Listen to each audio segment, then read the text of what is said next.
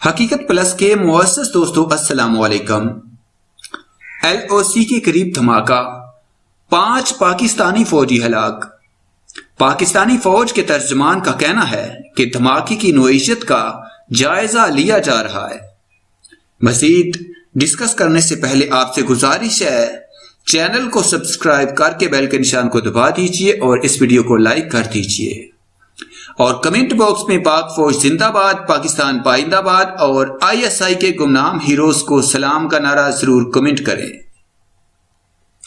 پاکستانی فوج کے ترجمان کے مطابق پاکستان کے زیر انتظام کشمیر میں لائن آف کنٹرول کے قریب ایک دھماکے میں 5 پاکستانی فوجی ہلاک اور 1 زخمی ہو گیا ہے۔ بدھ کو پاکستانی فوج کے شعبہ تعلقات عامہ ISPR کی جانب سے جاری کردہ بیان کے مطابق یہ دھماکہ لائن آف کنٹرول کے قریب چھمب سیکٹر میں برنالہ کے علاقے میں ہوا۔ بیان کے مطابق دھماکے کی نوعیت کا جائزہ لیا جا رہا ہے۔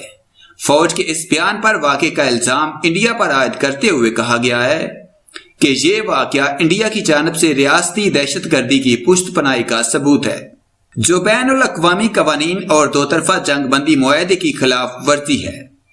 پاکستانی فوج کے مطابق ہلاک ہونے والے فوجیوں میں صوبیدار محمد صادق، سپاہی محمد طیب، نائک شیر زمان، سپاہی زہیب اور سپاہی غلام قاسم شامل ہیں۔ Line of control LOC Pakistan کے زیر انتظام کشمیر اور انڈیا کے زیر انتظام کشمیر کو ایک دوسرے سے جدا کرتی ہے۔ LOC پاکستان اور انڈیا کے درمیان کوئی مستقل یا بین الاقوامی طور پر تسلیم شدہ سرحد نہیں۔ پہلے اسے سیز فائر لائن کہا جاتا تھا، تاہم بعد میں اسے لائن آف کنٹرول یا LOC کا نام دے دیا گیا۔ LOC پر اکثر دونوں ممالک کے درمیان کشیدگی رہتی ہے اور فائرنگ کے واقعات بھی ہوتے رہتے ہیں۔ پاکستان اور انڈیا نے LOC پر امن و امان برقرار رکھنے کے لیے 2003 عیسوی میں جنگ بندی کا معاہدہ کیا تھا۔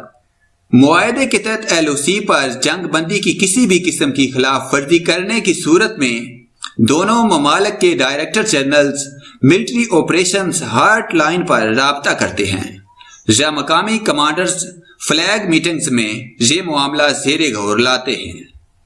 LOC پر 2003 عیسوی کے جنگ بندی معاہدے کے بعد سے اب تک پاکستان اور انڈیا کے درجنوں فوجی اور عام شہری ہلاک اور زخمی ہو چکے ہیں۔ دونوں ممالک کی جانب سے اکثر جنگ بندی کی خلاف ورزی کا الزام ایک دوسرے پر عائد کیا جاتا ہے۔